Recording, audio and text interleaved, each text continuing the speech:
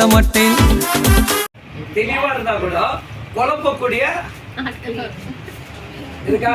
நான் வசனத்தை கரெக்டா தான் படிக்கிறேன், வசனத்தின்படி நான் கரெக்டா தான் இருக்குன்னு நினைக்கிறேன். ஆனா நான் வசனத்தை சொல்லும் போது என்ன பண்ண எனக்கு என்ன ஆகுது? அப்ப எனக்கு சந்தோஷம் கரெக்டா தான் இருக்குது, எனக்கு தேவ சமாதான கிரீட கரெக்டா இருக்கு. ஆனா சொல்ல ஒரு இடத்துல என்ன இருக்குது? அததான் நீங்க விடக்கூடாது. விடக்கூடாது. இப்ப புடிச்சிங்க. அதை அறிந்து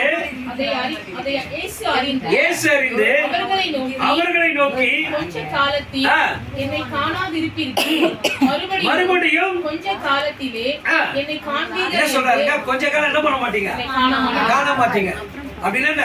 குறிப்பிட்ட ஒரு 3 நாட்களை என்ன பண்ண முடியாது, நீங்க பார்க்கணும். அதுக்கப்புறம் நித்தமும் நீங்க என்ன பண்ணலாம், என்ன பார்க்கலாம் என்று கர்த்தர் சொல்லுகிறார். இல்லையா? சொல்லிட்டாங்க, சொல்றாரு பாருங்க. என்று நான் சொன்னதை கேட்டு நீங்கள் உங்களுக்குள்ளே விசாரிக்கிறீர்களோ? கவனிங்க. மெய்யாகவே மெய்யாகவே நான் உங்களுக்கு சொல்லுகிறேன், நான் உங்களுக்கு சொல்லுகிறேன். பக்கத்துல கைப்பிடிச்சு சொல்லுங்க, சத்தமா சொல்லுங்க. மெய்யாகவே மெய்யாகவே நான் உங்களுக்கு சொல்லுகிறேன்.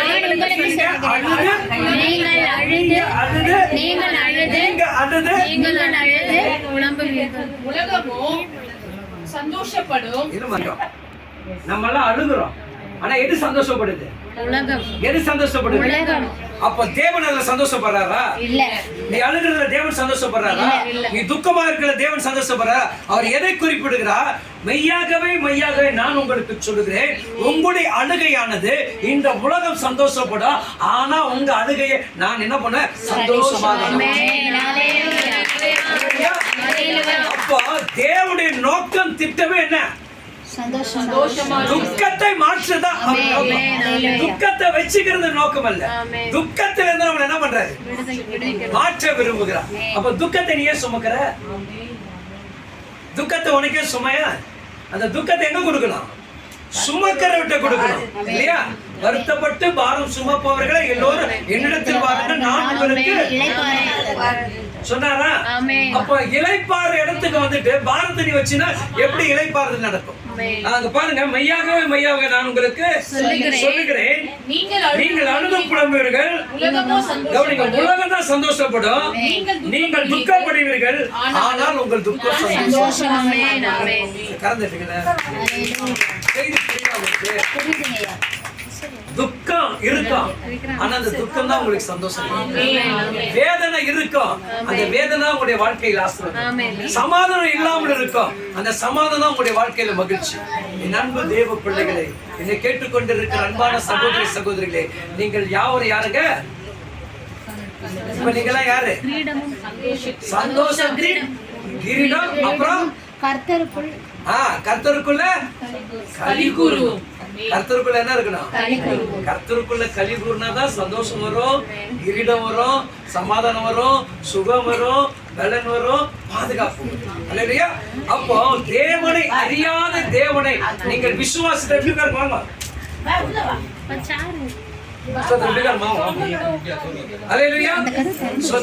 சீக்கிரமா மேல ஒரு கட்டிடலாம்.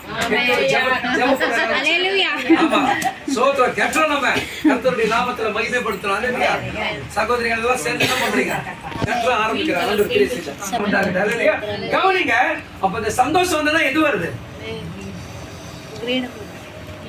சந்தோஷம் வந்தா எது வருது? நல்லா பாருங்க, நல்லா ட்ரெஸ் போட்டுட்டு பிறந்த நாள் கொண்டாடிட்டு எல்லா ஃபங்க்ஷன்லாம் முடிச்சுட்டு போய் படுத்து பாரு, என்ன வரும்? சந்தோஷமா. டீம்ல நிறைய வருமா? விதவிதமா வரும், இல்லையா? அப்ப ஏன் வருது? என் இருதயம் களி கூர்ந்தாதான் அந்த சந்தோஷத்தை தான் தேவன் வெளிப்படவே செய்யறார். வெளிப்பாடு எப்படி வருது? துக்கத்துல கிடையாது, சந்தோஷத்துலதான். ஏன்னா அவர் ஒரே ஒரு முகம் தான் துக்க முகமா இருந்தார். அதுக்கப்புறம் அவருடைய முகத்தை எங்கே நம்மளால என்ன பண்ண முடியாது? பிறக்கும் போது துக்கம் கிடையாது, மரிக்கும் போதுதான் துக்கம். மரிச்ச பிறகு உயிர் திறந்த பிறகு அவருடைய முகம் எப்படி கிடையாது? இந்த கல்லறையிலே அவரை பார்க்க முடியல. கல்லறையிலே எப்படி இருந்துதான்? வெளிச்சமாக இருந்தது. அப்போ இறங்கி வரும்போது தேவ தூதர்கள் போல என்னதாரு? அதை தாண்டி 1000 மடங்கு வெளிச்சமாக இருந்தது. அப்போ தேவன் எப்பொழுதும் பிரகாசம் உள்ளவர். தேவ பிள்ளை நீ நானும் இல்லையா? அப்ப இருளை குறிச்சு என்ன பண்ணக்கூடாது? பிரச்சனை குறிச்சு என்ன பண்ணக்கூடாது? வியாதியை குறிச்சு என்ன பண்ணக்கூடாது? வியாதியை கொஞ்ச நேரம் உள்ள இரு, எனக்கு ஒரு சந்தோஷம் வரும், ஆட்டோமேட்டிக்கா நீ ரிலீஃப் ஆமென். ஆமென். ஹல்லேலூயா.